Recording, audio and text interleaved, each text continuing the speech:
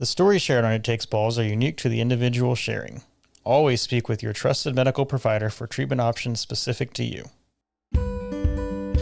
Welcome back to It Takes Balls, presented by the Testicular Cancer Awareness Foundation. If you're listening to this before April 20th or 21st, this is a reminder that we have the virtual conference coming up on the 20th and 21st. But today, I have Olympic figure skating icon Scott Hamilton joining me. Scott, thank you so much for being here.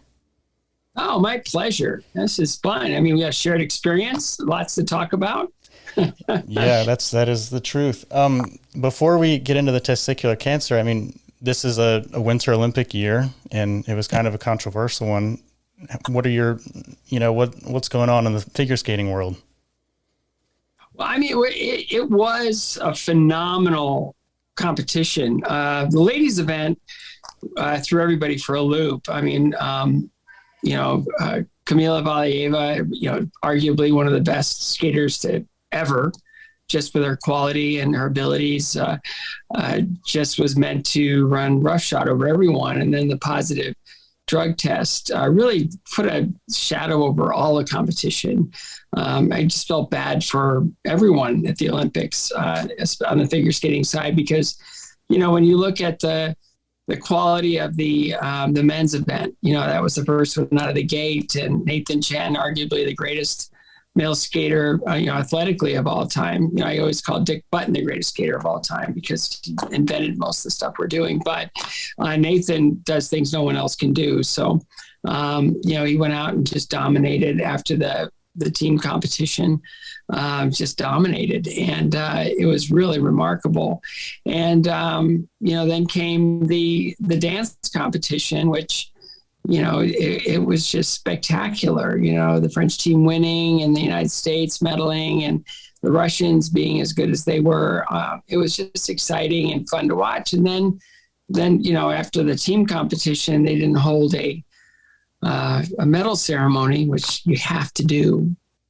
And they still haven't done it.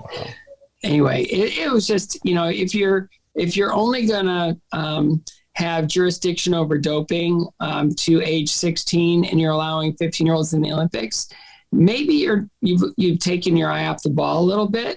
It's just no pun intended on this podcast, but it's like well, what do you know? It's the IOC. This is your championships.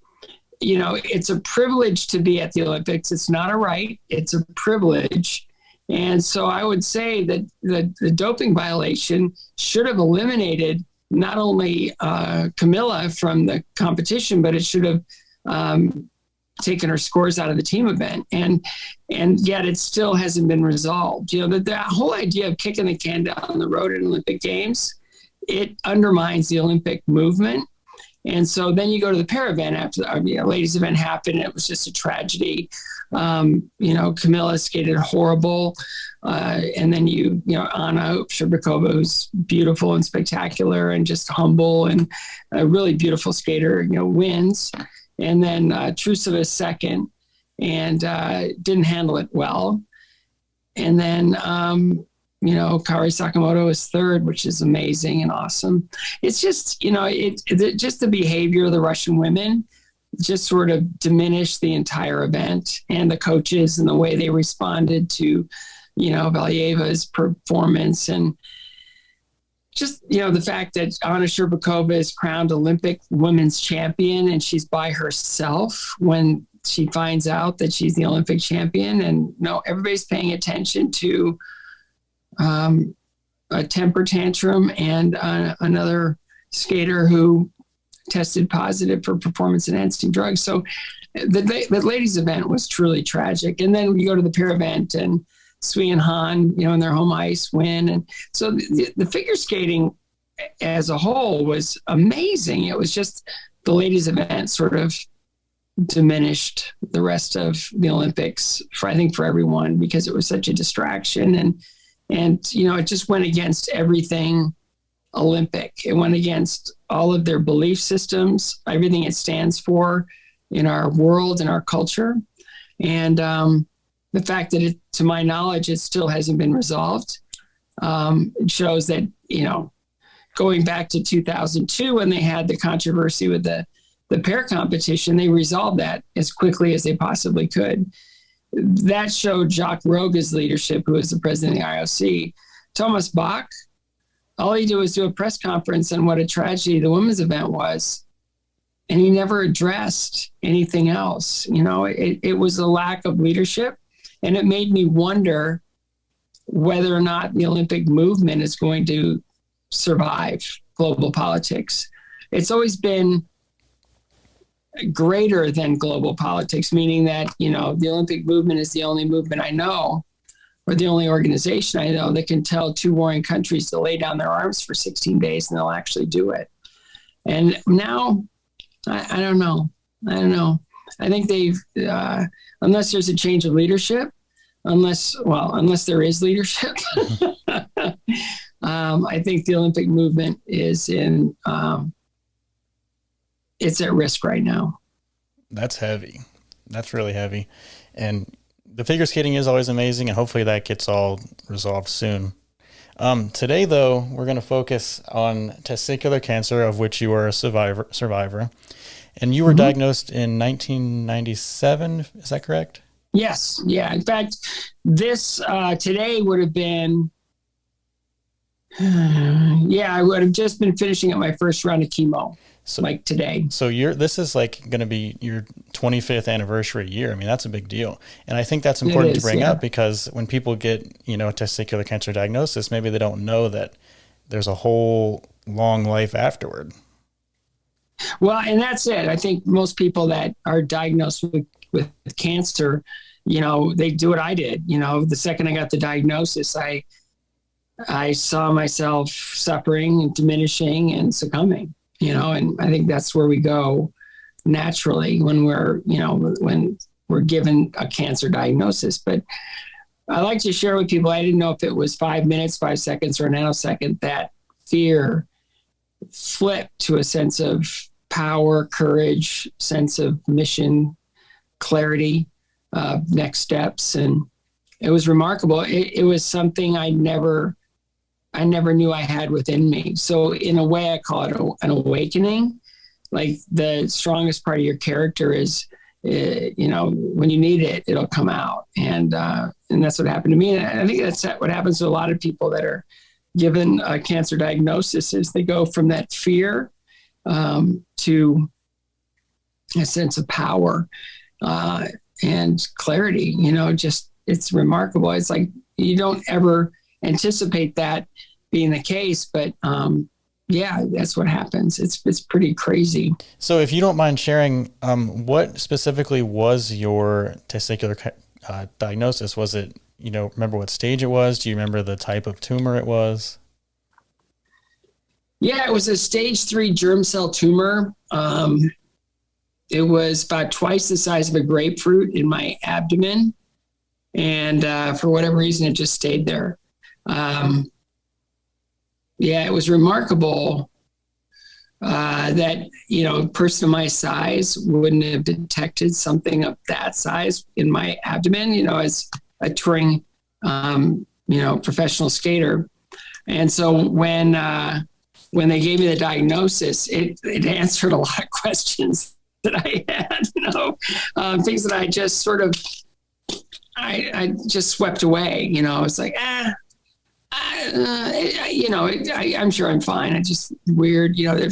If I push on my abdomen in certain areas, I could feel something, and it was weird. And I was like, it's just probably just me, you know. I never thought in a million years that something was off. And then the pain started kicking in. I couldn't stand up straight, which is not good for a skater, by the way.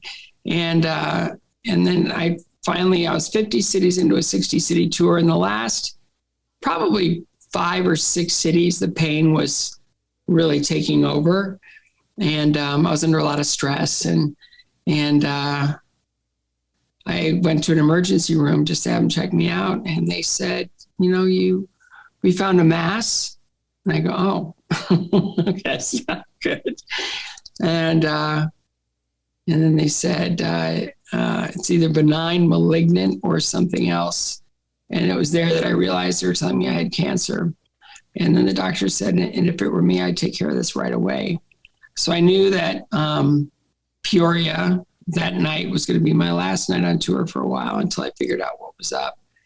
And so I did the show, and then I called my manager, and I had to tell him I had cancer. And he just said, well, what are you doing? I said, I'm going to do the show. And he said, well, as soon as you're done with the show, get in your bus and come straight to Cleveland. I'll take care of everything else. So he got on the horn and he rallied the troops and circled the wagons. And I did the show and drove to Cleveland.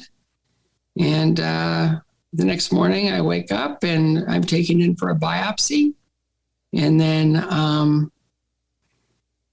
the next day was the day they came in and told me what was going on. And yeah, they were very optimistic, very upbeat. They go, this is a good cancer. I remember they said, if you had to choose one, this would be a good one. It's like, who choose a cancer? Really? And so, yeah, it was mind blowing, the whole experience, because I think most people think that difficult things only happen to other people. And I was one of those that thought, my mom died of cancer, and, my dad had, really bad heart disease. And, it's like, but, nothing like that could ever happen to me, and then all of a sudden it's like, what? I'm going through cancer. So, next steps, you ensure fertility. So that's banked. And then you go into, I think it was 4 days after the biopsy, they started chemo. Wow.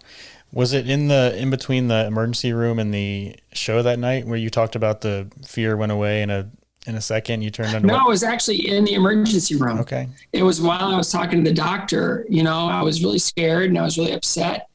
And then all of a sudden it was just like, no, you decide. You decide how you're going to respond to this. You decide how you are going to weather this. You decide, the outcome. You decide. And I was like, wow, okay, I never saw that coming, but it came. And then I did the show that night and it went really well. It's very memorable. A lot of fun things happened in that show that were, it's funny that, I did probably, I don't know, 1,000, maybe about 1,000 shows, or just less with the Stars and Ice. And I remember that one more than most of the other ones. Wow. Just because of things that, it's like opening number, I skated great. Then I did my first solo and I got a full standing ovation. It was like, wow, I'm really good at cancer.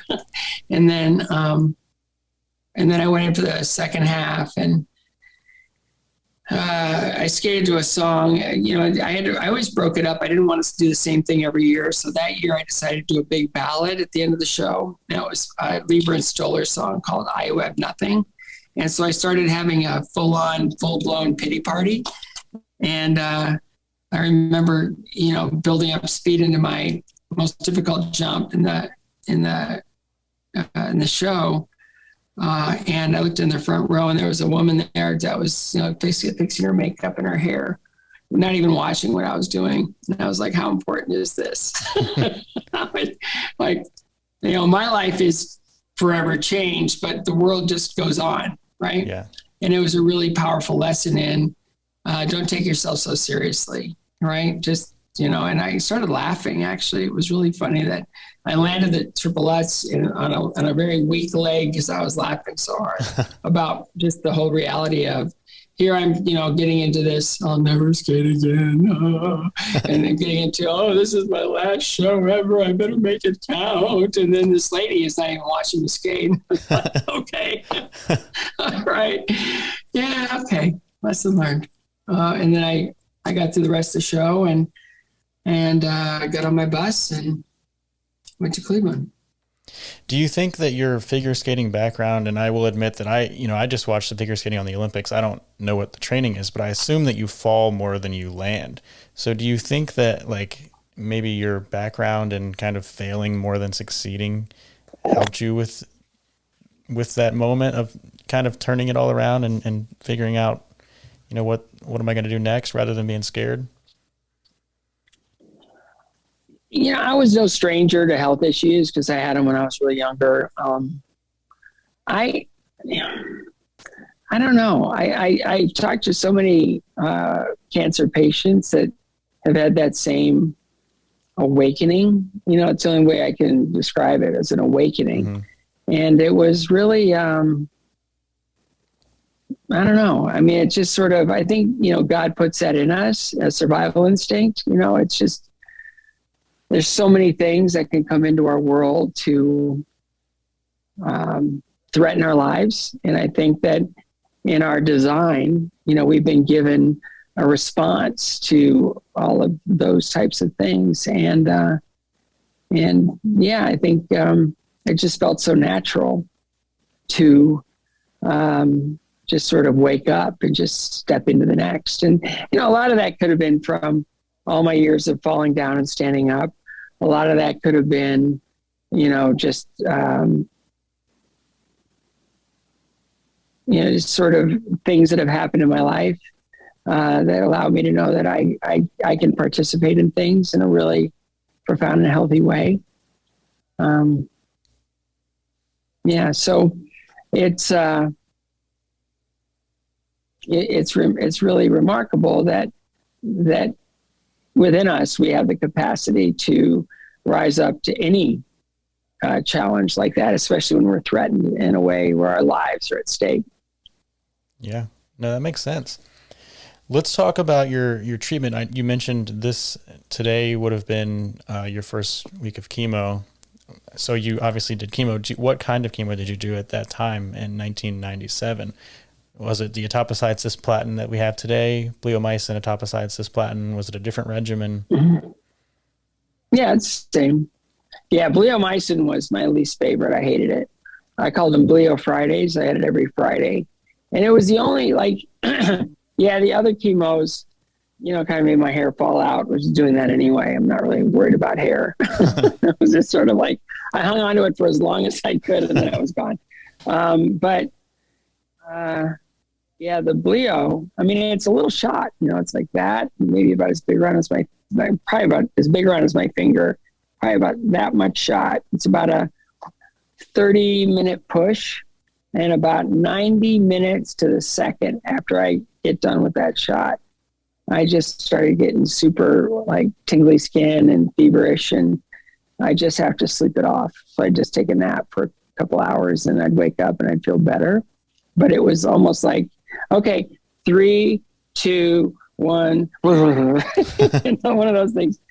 And, I learned how to deal with it, just lay down and go to sleep. But I remember my oncologist, he called me, it was, I guess it was the day before my last Bleo. And I just finished all 4 rounds of chemotherapy. He looked at my blood counts. He looked at the tumor on the MRI, and he just told me, he goes, I think we're going to skip your last Bleo. And I said, Ron, if you were standing right here in front of me, I'd kiss you on the mouth. And I am heterosexual, I'd be weird, but, it's just one of those things where I just was so glad I didn't have to go through that one more time. But, again, I learned after I wanted to quit after round 3 that I could do anything for the last time. So I just, I was really enthusiastic going into the last 5 days of chemo. And then I had the Bleo, and then there was going to be one more Bleo after that. And it was like, you're done. Thank you. One thing that my doctors encouraged me to do was kind of stick to a routine as normal as possible to kind of, not feel like I was having chemo. Obviously, with you on a 60 city tour, that would have been insane. So, I mean, were you able to kind of continue living? I didn't skate at all. No, well, not really. If I had to do it again, I would probably do it differently. I probably would have been more active. I was just super, it was kind of where I was in my life. Things were a little out of sorts just in general. And I was just trying to figure out who I was and what was next. And I just sort of laid low. And I didn't really want my public life interfering with my private medical life. So I just sort of laid low. And I didn't really do much. Every now and then I travel. Like I go to Cleveland for my chemo, back to Denver. And then, if the weather got bad, I had some friends in Los Angeles. It's an easy flight. I just fly out there and hang out and try to play some golf or something. But generally, I just tried to stay out of the public eye as much as I possibly could. What is that like? And so, yeah. What is that like being, so high profile and then having this kind of private thing happen?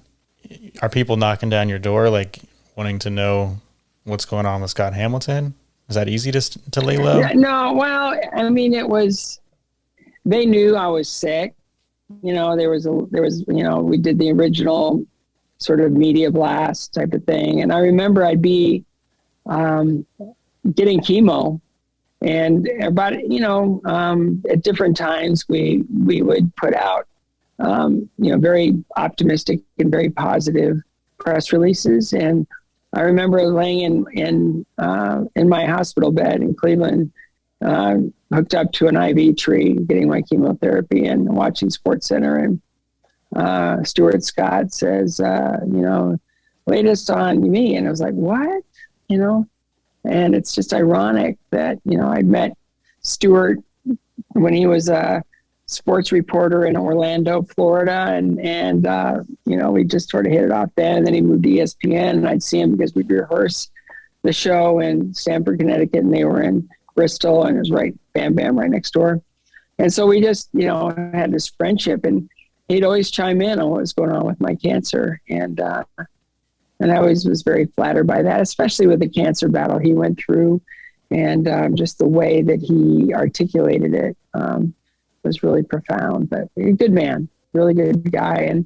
And so I'd release little, very optimistic, very positive press releases at specific strategic times.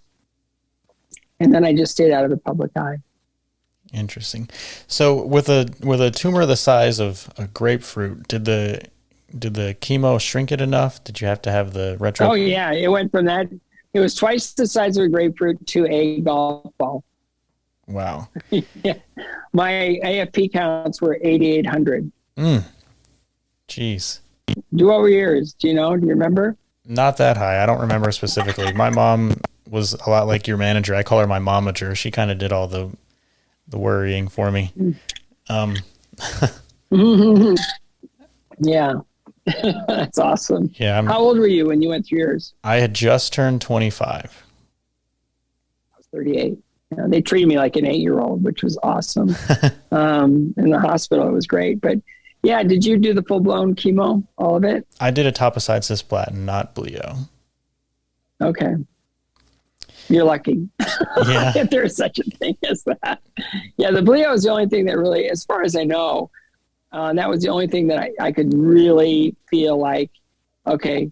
But, it was necessary. And, I'll do anything. You tell me, okay, here's the beginning and here's the end. And, just for this period of time, you have to go through, levels of discomfort. I can do that.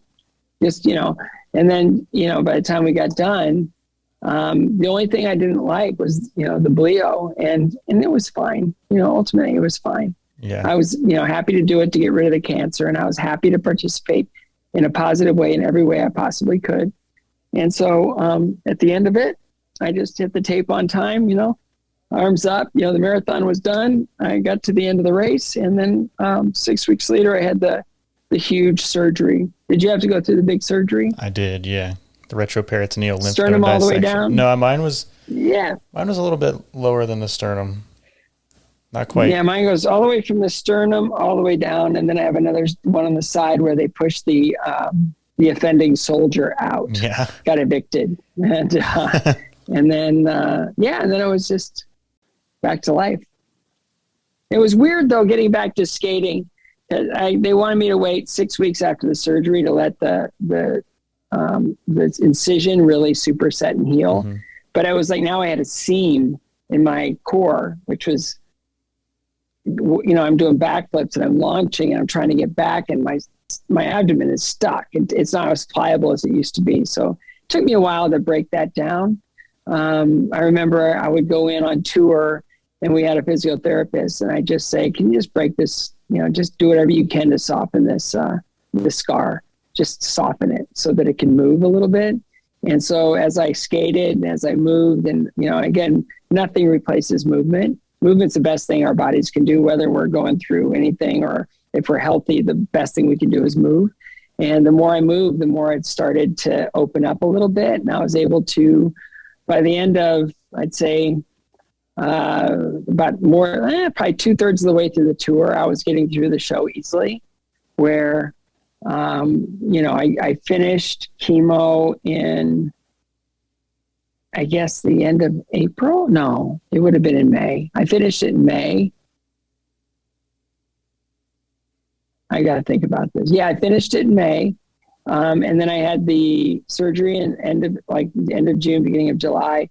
And then I was allowed to skate again in August. And then I was in rehearsal in September. And then I was on the ice opening the show at the end of November. So it was pretty aggressive. That was kind of my win, was kind of getting back on the ice as soon as I could. My first performance in front of an audience was October 29th of that year. And that was remarkable in so many ways.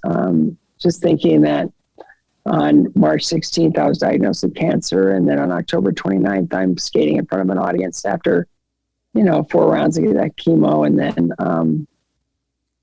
then the big surgery. It was just sort of like, wow, that's amazing. If you ask your body to do something, you'll generally get an answer. And hopefully the answer is yes. And that was the answer I got. Talk about the feeling when you first got back on the ice. Obviously I assume the audience knew. I mean, what were they, I'm sure, all behind you? Well, it was a TV special. Okay. Yeah, it was really weird because my cancer battle was very public. And in a way, because again, I would just send out press releases every, probably after each round of chemo or so. And then,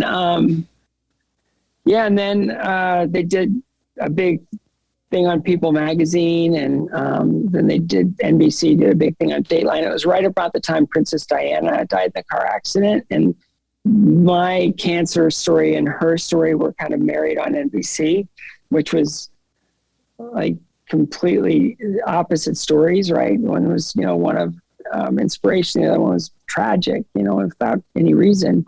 And so there's a lot of attention given.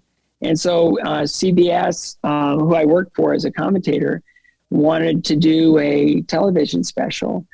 And so we produced an hour-long television special called Back on the Ice. We did it at the LA Forum, and they wanted to fill the ice with celebrities. And, they had musical guests, like the opening number was this beautiful instrumental by Kenny G that all the skaters went out and skated to. And then Olivia Newton-John sang.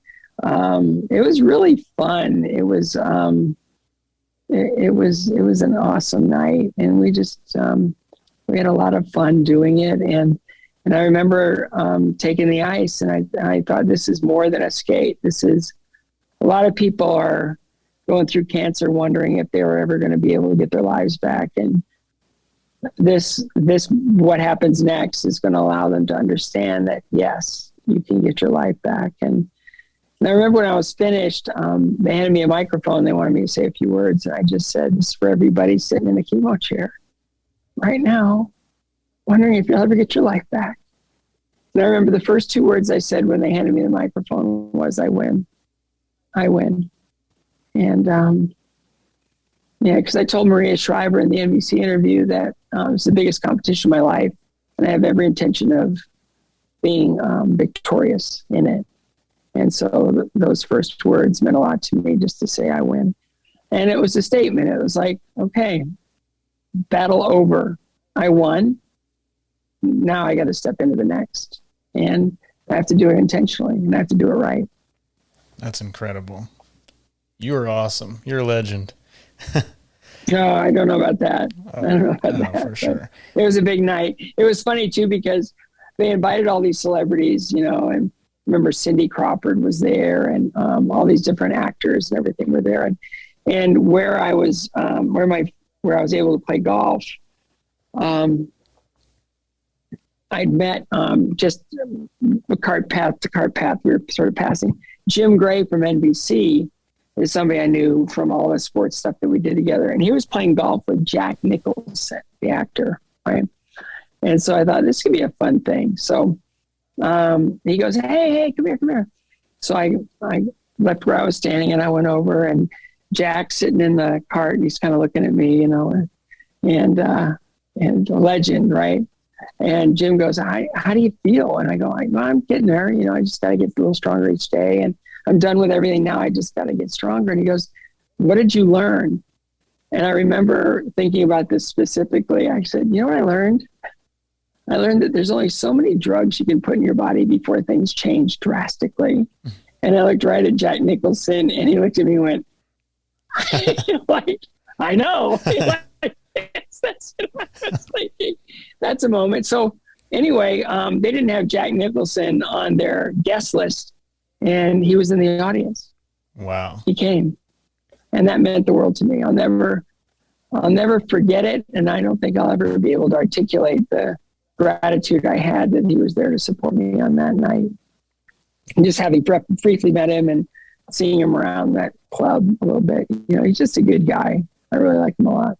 I think you're definitely a legend, and he is too. But for him, legend recognized, legend recognized legend right there.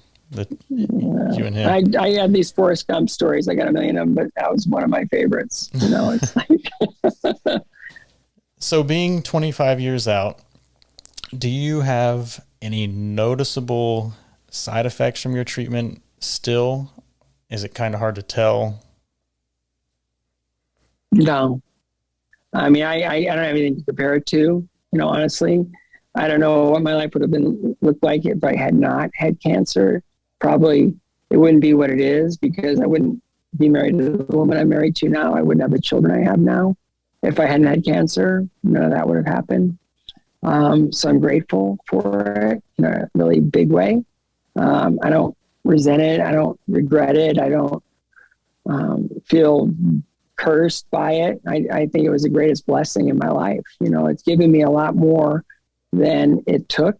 And I'm just super grateful. I just think it's one of the greatest things that's ever happened to me. And I learned a lot about myself, and it was a real fork in the road. I needed to figure out what my second life was going to look like. My mom lost her battle with cancer after 2.5 years, or actually just a little over 2 years. And I knew that life is important and life is to be lived. And so I just, I had to figure that out. And once I did, I stepped into a life I never could have imagined, and all made possible by the fact that my life was threatened. I was given the care that I needed, and I pushed myself to get back into a position where I took ownership and control of my next. And I would really urge everyone out there to, fully participate in your treatment and expect and demand and participate in the next, because it's really powerful. Words of wisdom. That's awesome. Thank you so much for that. Yeah, I'm old.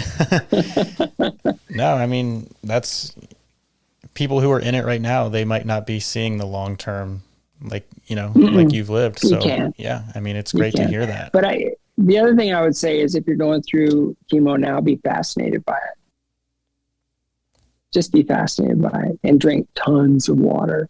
Just hydrate, and high pH is way better than anything else.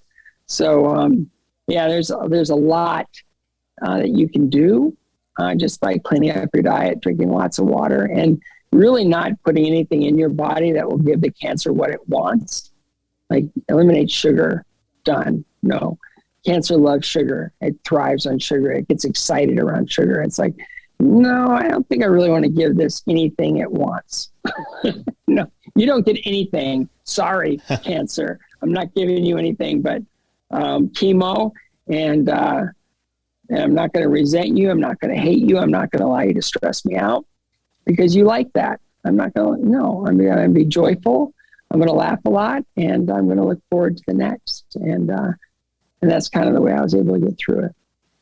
That's awesome. I'm going to pretend like I didn't just polish off a bag of Hershey Kisses.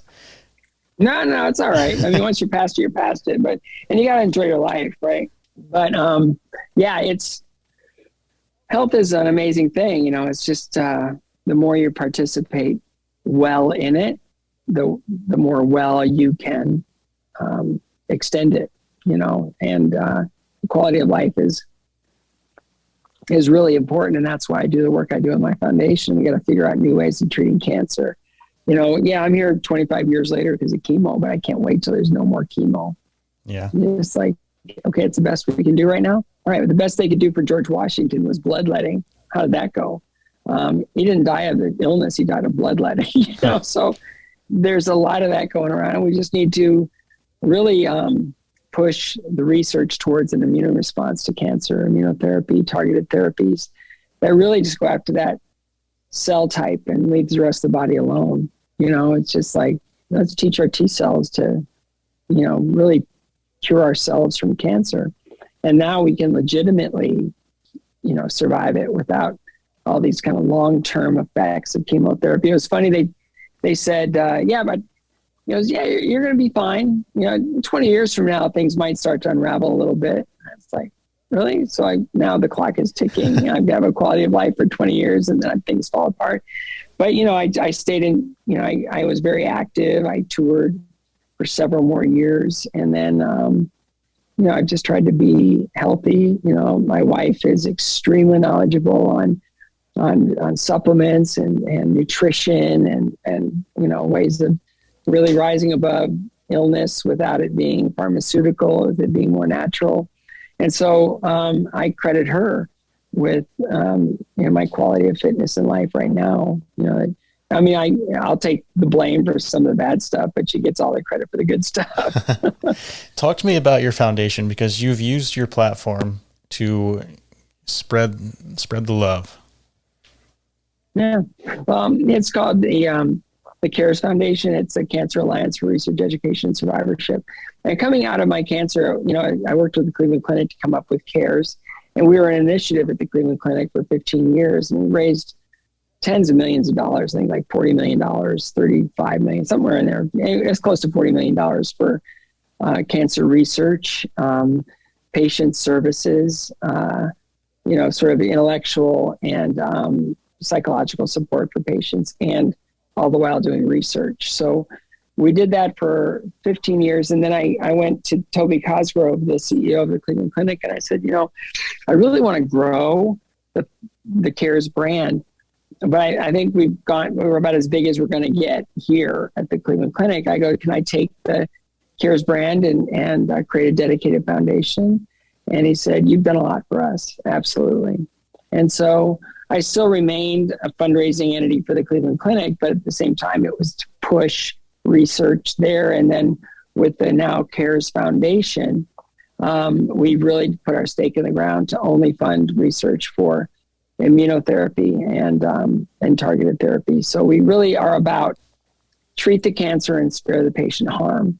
So if people want to know more about us, they can go to scottcares.org and just sort of learn. If they want to jump on board, we have this great campaign called the 1984 campaign, where people can join us for $19.84 a month and be a part of what we're doing. And you know, we're building you know, it goes kind of against my optimism, my sickening optimism to have an endowment, but we're doing that as well. So people can get involved, and we're funding really amazing research for types of cancer that don't have any hope, like glioblastoma multiforme. we that came to us a year ago, and it really had a profound effect on us. And so for the last year, we've been really focusing on funding a big research program for an immune response to glioblastoma, which right now I think has 12% 1-year survival rates. And some people navigate it better than others, but generally, it's a really tough form of cancer, and we just got to get better at treating it and better at eradicating it. Right now there's not much they can do except resect the tumor and then blast chemotherapy. And I think that there's something better out there for that. And we're going to fund it, and hopefully that research will bear fruit. Yeah, I think the analogy you used with George Washington is great. I never thought of it like that, but I mean, 5-10 years, who knows? I mean, like you said, chemo might be a thing of the past. And well, I mean, I look at even proton therapy, right? I look at proton therapy as compared to traditional radiation, and the talking point, whenever your talking point is usually around politics or profits, right? The talking point is there's nothing that says that proton therapy is any more effective at treating the cancer than traditional radiation. That's where they stop. They don't go on to say, but proton therapy is a very precise form of treatment, where traditional radiation it's photon or X-ray energy, where it goes into the body and it continues on until it runs out of energy.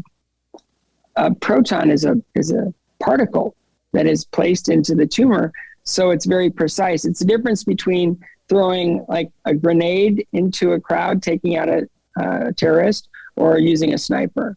Give me the sniper, right? Yeah. But the cost of proton therapy historically has been very high. Now, thanks to the efforts of a gentleman I love named Terry Douglas, he's been able to re-engineer proton therapy to make it smaller, better, and much less expensive.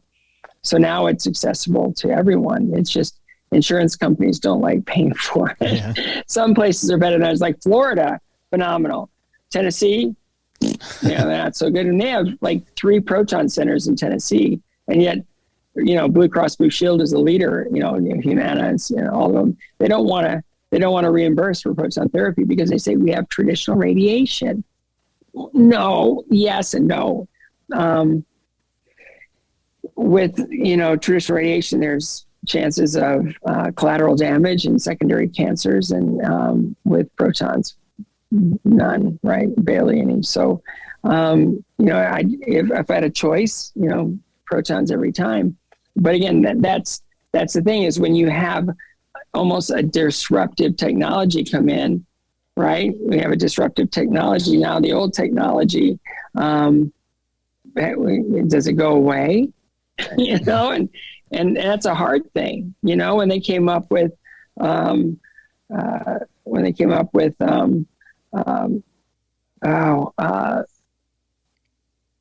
the words, just I have a brain tumor. It's right here. Sorry, I'm having trouble with the words. I'm trying to think of the word. I can't think of it.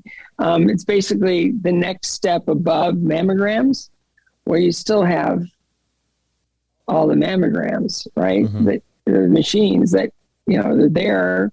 They still do good work, not as precise as ultrasound, right? Ultrasound can almost predict cancer happening in the breast, but they still have these, so that's kind of an accepted form of, and for some it's great, and so there's different ways of doing it. But as we understand the human body better, there's different elevations of technology and understanding, and we need to invest in it, and we need to get behind it once it hits the market to make sure that everybody has access to the best treatment possible. That's great. Thank you so much for what you've done and continue to do with your foundation. And thank you for talking with me today on this podcast. I really appreciate it. Oh, my pleasure. Again, it's just for all the men out there that are listening to this, it's just make sure you tell your friends, just if there's anything, self-check techniques are really important. And the earlier you get to something, the easier it is to rise above it. So, getting to testicular cancer in stage 1, I mean, it's so much easier than stage 2, 3, or 4. So I would urge people just to be aware of their bodies. Self-check is really important. Learn the techniques and tell your friends to do so, especially in these contact sports where there's damage that can happen down there. So be well, everybody. Be well. Thank you. For more information and resources for your testicular cancer journey, visit testicularcancerawarenessfoundation.org. You can also follow us on social media at Testis Cancer. We're on Facebook at Testicular Cancer Awareness Foundation.